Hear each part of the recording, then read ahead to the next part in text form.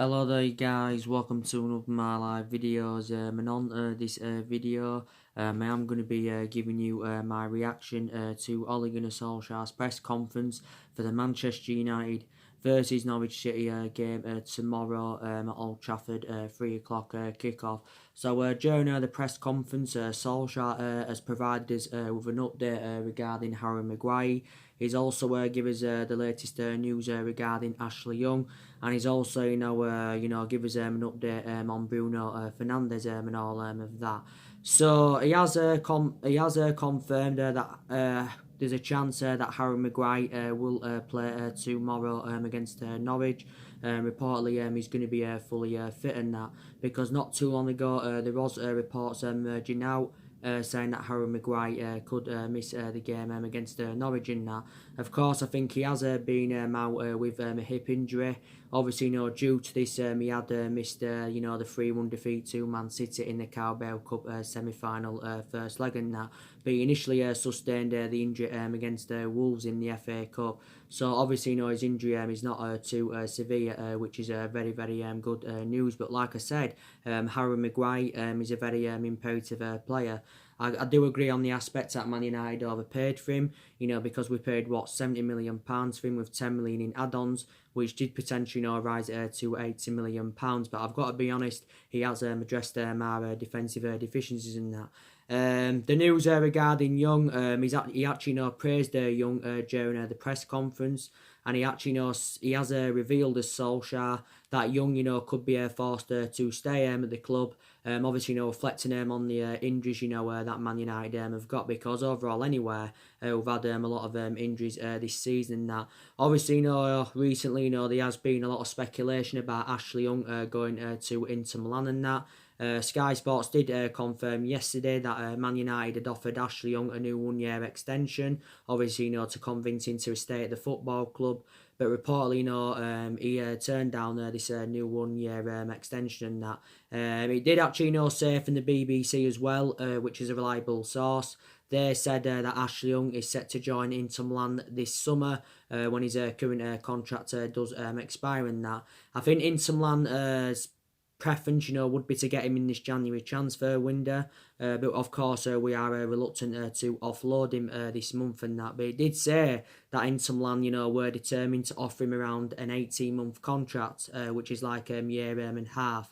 But I think, Young is one of the players that Man United do need to move on anywhere, because obviously now his appearances are limited, because since the arrival of Van Wan-Bissaka, he's been established as our first choice right back and that. Young's been a long-serving player at Manchester United. He's been here 8 years. He's now into his 9th season at the football club, and I think he's made around 261 appearances in all competitions. And he did actually sign a new one-year extension last season. But Young is now 34. He's 30. I think he's nearly 35. So obviously, he's past his sell-by date at the football club. But Solskjaer, I think, like I said, is still determined to keep Ashley Young. But don't forget, Inter Milan got 2 of our players last summer. They signed Lukaku for £75 million. Obviously, well, it was around 70 odd million. I think it was 74, 75. Obviously, they got Sanchez on loan and that. So maybe, Inter Milan could get Ashley Young. But if they do, it's very imminent. It will be at the end of the season. I can't see him going in this January transfer window. And Solskjaer obviously said anywhere that, he's not determined to let many players go, unless, we can recommend some signings in this January transfer window. But Solskjaer has said that, we may not make many signings in the January window. It isn't assured anywhere that we'll make many signings in this January transfer window. But, we've definitely got to do that. And that. Like I said, I'm now going to give you the news regarding Bruno Fernandes. So there was reports emerging out recently saying that, Ole Gunnar Solskjaer had travelled to Lisbon to watch Bruno Fernandes in action. I think he also instructed scouts to go and watch Bruno Fernandes, because we have expressed our interest in the player. And recent reports have said, we've reignited our interest. We've been relentlessly, linked to him anywhere. We was in for Bruno Fernandes last season. We was also relentlessly, linked to him last summer, and that. There wasn't only us that were in for him last summer. There was also Tottenham, Liverpool and Man City that were in for him at one point. Man City were close to getting Bruno Fernandes in that. But I think his actual preference was a move to Tottenham, but he actually didn't leave last summer. He remained loyal to Sporting Lisbon. I'm very sceptical, that from now he'll spend the entirety of his career with Sporting Lisbon. Because obviously, he'll want to move on and, rejuvenate his career in that, because I think he's at that level now. And I think if Bruno Fernandes did come to the Premier League, he'd be able to replicate, what he has been doing in his few years he has been with Sporting Lisbon. I think now he's into his third season with Sporting Lisbon. Is Bruno Fernandes in that. Reportedly, the Daily Mail have just reported that Man United are in talks with Sporting Lisbon over getting Bruno Fernandes. Reportedly, it's going to cost the club a substantial amount. I think we're going to have to pay in the excess of around £60 million. I think his actual release clause is around £85 million. Bruno Fernandes, I think, still got around 3 years left on his contract with Sporting Lisbon, because he's under contract with them until 2023. Bruno Fernandes is predominantly an attacking midfielder. I think he can play in a few other positions as well. We're probably not seeing Bruno Fernandes as an adequate replacement for Paul Pogba. 25 years of age. He fits that category, because Solskjaer said, he still wants to continue the policy of recruiting young players in. And obviously, he wants to bring players from age 22 to age 25. So Bruno Fernandes, of course, is nearly in his prime and that. But I'd love him, to come to Manchester United. But last summer, we identified him as our number one priority target in that. So that's the latest news on Bruno Fernandes in that. But it's not assured that we'll get Bruno Fernandes on the board. But Bruno Fernandes, when he was younger, actually spent the entirety of his career in Italy, with Udinese and Sampdoria. I think obviously before he was at them two, he was at Novia and that. But yes, we have definitely stepped up our interest in the play, because that midfield is one of the priority areas, where Man United do need to strengthen up, because I've got element of concerns about that midfield, and we look very exposed in that midfield, due to the injuries to Paul Pogba. Also, due to the injury of McTominay is out until February. I think Pogba is out for another couple of weeks. As you know, Paul Pogba has just had the operation on his ankle and that, and according to him, he said the operation went well and that. But I'm still very convinced that Paul Pogba will leave the football club. I don't think he'll leave in this January transfer window, because Solskjaer said not too long ago that Pogba will not be sold in this January transfer window. But I think he will definitely leave in the summer. And I think he'll end up, going to Real Madrid, if I'm going to be quite honest with you. Because obviously, reflecting back last summer, he was relentlessly, linked to a move to Real Madrid. I think the stumbling block of his move to Madrid was reflecting on the substantial amount we demanded. Because, we wanted in the excess of 150 million. Real Madrid were not willing to meet that. I know there was also reports about him possibly, making a return back to Turin, because he did enjoy 4 good years in Turin, but hasn't really. The vast majority of his performances at Man United have been totally a comparison, definitely. Definitely, and obviously, Solskjaer revealed that, this injury that Paul Pogba's had, it's obviously, new injury. So what it means in that aspect is that it's a different injury to the one that he previously had not too long ago, because he was initially, out around 3 months, with a current ankle injury and that. But Paul Pogba's actually sustained quite a few injuries as a Manchester United player. But from my perception, I think it would be beneficial if we could cash in for him, because I still think, we can get at least £100 million from him. And when that money would generate, we could get around 2 or 3 players with that. But I think, from my perception, Paul Pogba's disrespecting the club. His agent, Mini Raiola, is disrespecting the club. don't forget, not too long ago, he came out and criticised the club and all of that. But yeah, we need to move Paul Pogba on, because it's quite clear that that he doesn't want to be at Manchester United and that. But yeah. He also says, he expects a reaction from the players. Does Solskjaer in his press conference, he expects a reaction from the players, so he expects to see a reaction, from the 3-1 defeat to Man City in that, because that was a very, very bad game, was the Man City game.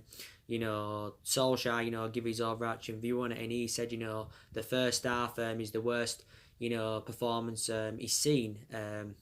Solskjaer, especially this season, and he actually questioned the pride of the players, but it was such a bad performance against Man City, and obviously like I said, I said the Carabao Cup is a priority for us, because I said it's our only chances of getting any silverware on the board this season, but it's looking like now we're out of the Carabao Cup, because obviously we're 3-1 down from the first leg. We've basically now got to overcome a 2-goal deficit in the second leg at the Etihad, and I'm very, very sceptical, of course, that Man United are currently going to do that. So we have still got some ambitions. I think our ambition is definitely the top 4. So the league's a priority for us, because we need to get that top 4 and that. So obviously we can get in Champions League football.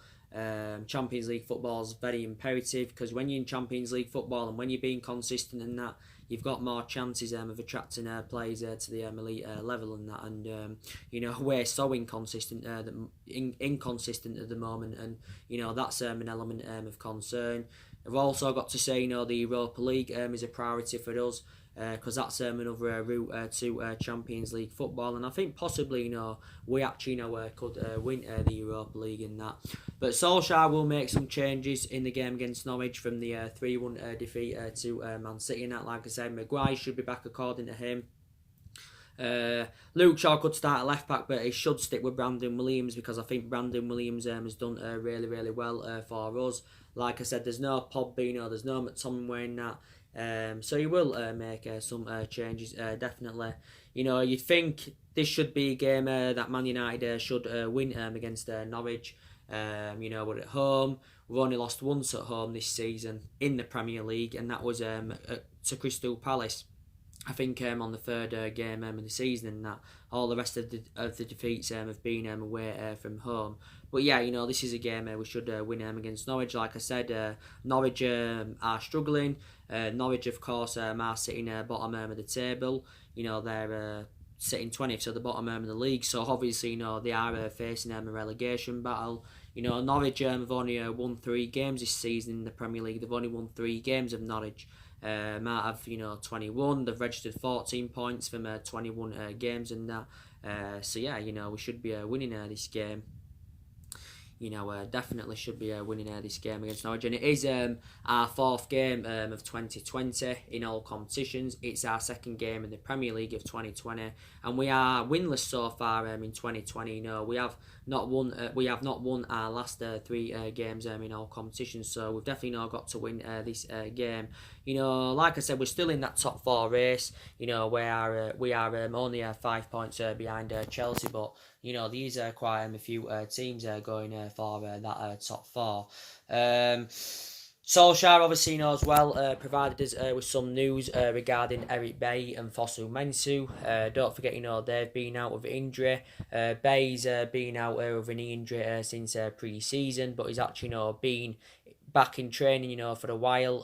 Fosu Mensah was also had the same injury as Bailly, because he's been out with a knee injury and that, but they're close to returning now, because Solskjaer has confirmed that they will be playing in the under 23s this week. So that's very, very good. Rojo, I think he's still out with injury and that, but and I think in this game against Norwich, he will go with a 4-2-3-1 formation, because he has been going with that formation on a regular basis this season. On a regular basis, and I think maybe you can say in some games it's suited our standards, but I think in the vast majority of our games, it hasn't seemed to suit our standards. Maybe Solskjaer should, go with a different formation. Maybe he should revert to 3 at the back. In a couple of games this season, he went with three at the back. Maybe he should go with a 4-3-3 or something like that. I do not know, but we need to change formation. Definitely a formation that avoids us, playing a number 10 basically. And I think we need to recommend the number 10 in. I want to confirm them as well, like I updated you recently. There was reports emerging out saying that Jesse Lingard is going to be dropped for this game against Norwich because Solsjaker and so too Mike Phelan are becoming infuriated with him. Because his performances have been very, very poor. I thought he was very, very poor against Man City. He was, very, very poor against Arsenal on New Year's Day. And like I said, in the whole of 2019, which was last year, Jesse Lingard, didn't register one goal or an assist in the whole of 2019. So that's a very bad start. And like I said, reflecting on Jesse Lingard's status at the football club, he should be putting much more better performances out. Solskjaer recently said, he thought Lingard was getting to his best, and he confirmed, that he's known Lingard for several years, because obviously, he's been at the club for several years, and I think, he's one of the players, that Man United do need to consider getting rid of, is Jesse Lingard. And he's on around, is it 100 grand a week, or is it over 100 grand a week he's on? But yeah, too inconsistent for us now, so I think we need to consider, getting rid of him. I think we've got about 3 players that can play in that number 10. You've got Jesse Lingard that can play in the number 10. You've got Mata that can play in the number 10. I think Mata will start this game against Norwich. If not start, will be involved. Maybe Pereira, could start in the number 10 of that 10 and that. And I've also, got element of concerns regarding Andres Pereira, definitely. But yeah, I think, Man United do need to recommend a number 10 in, definitely in that.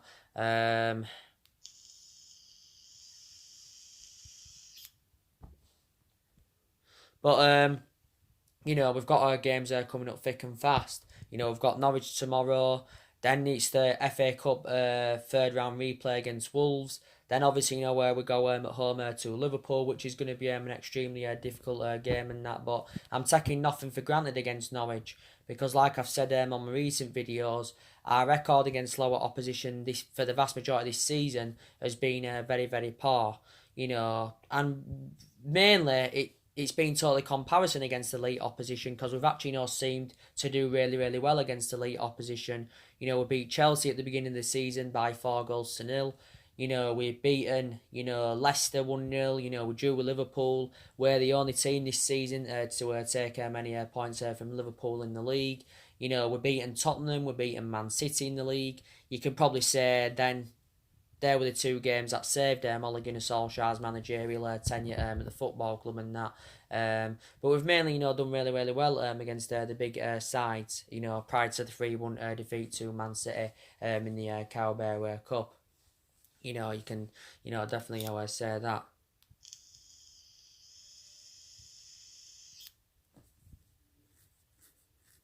You can definitely say that and that. But it's just, and...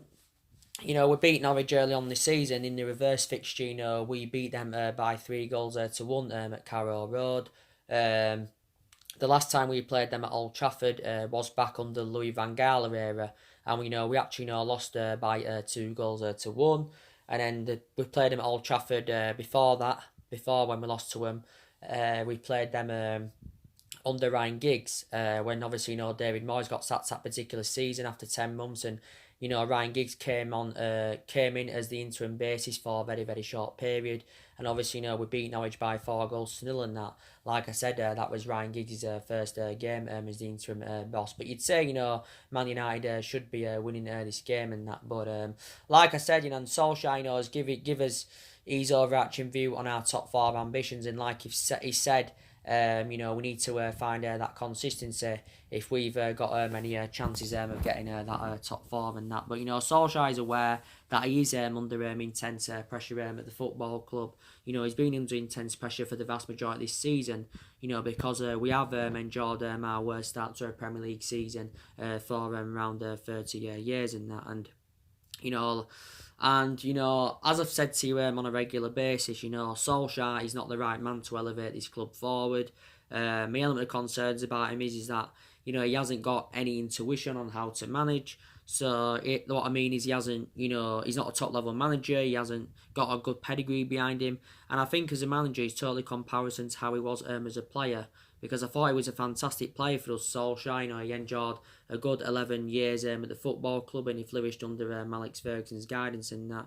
And we know that he's a club legend, and I think, you know, with Solskjaer being a club legend, in that aspect, you know, that the board, in that aspect, it makes the board soften their stance on him, and that, and also to Ed Woodward. And I think, disregarding Solskjaer being a club legend, I think, you know, he would have been sacked by now. If it had been any other manager now at this present time, you know, I think they definitely would have been sacked by now. But I still believe, even though we've been inconsistent for the vast majority of this season, that our board and Ed Woodward and that are still determined to back Ole Gunnar Solskjaer in this January transfer window.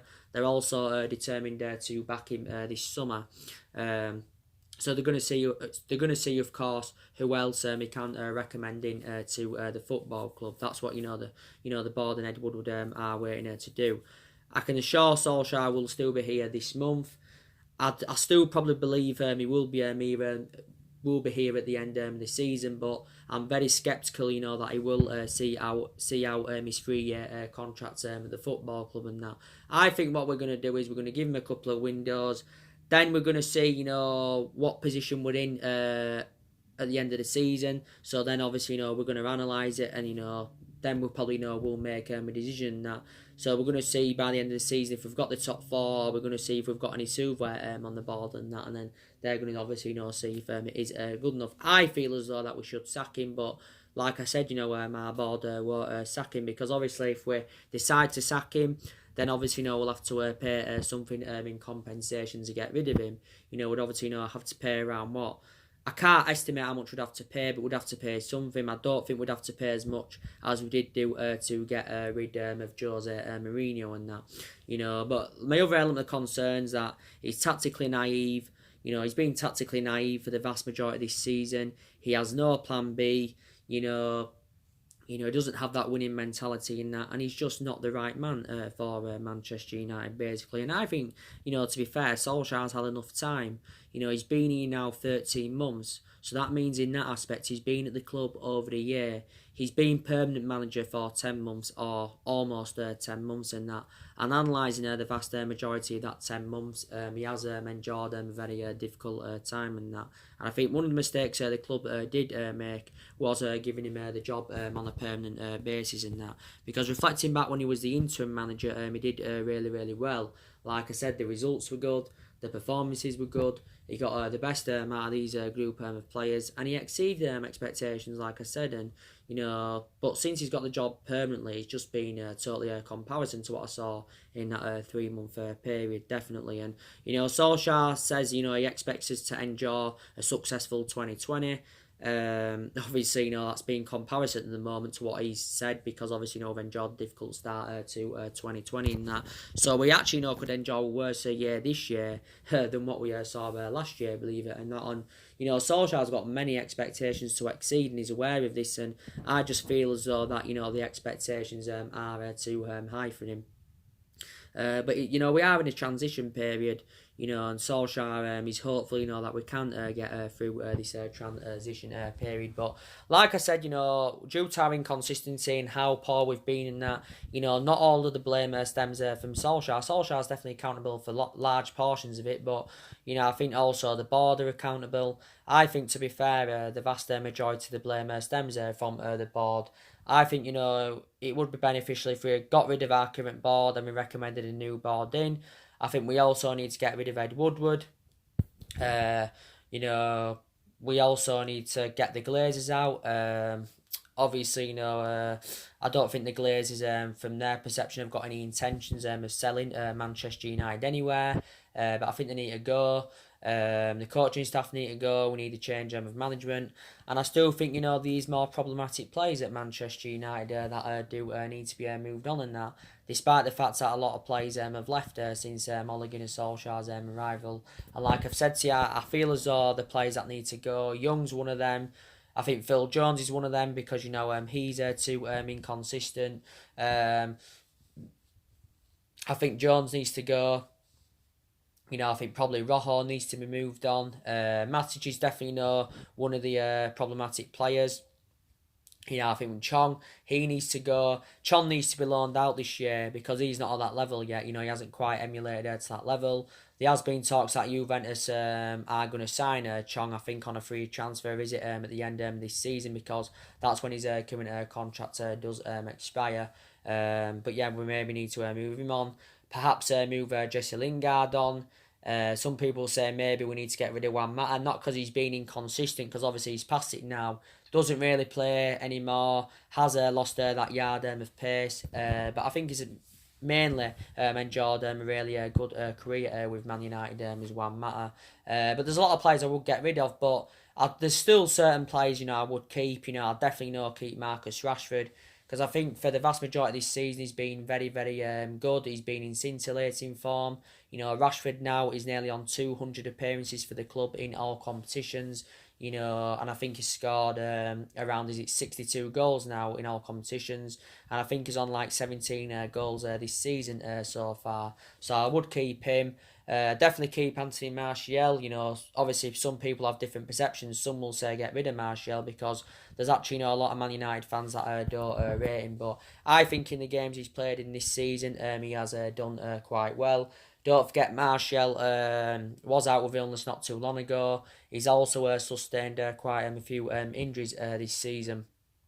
So I'd keep Martial, definitely.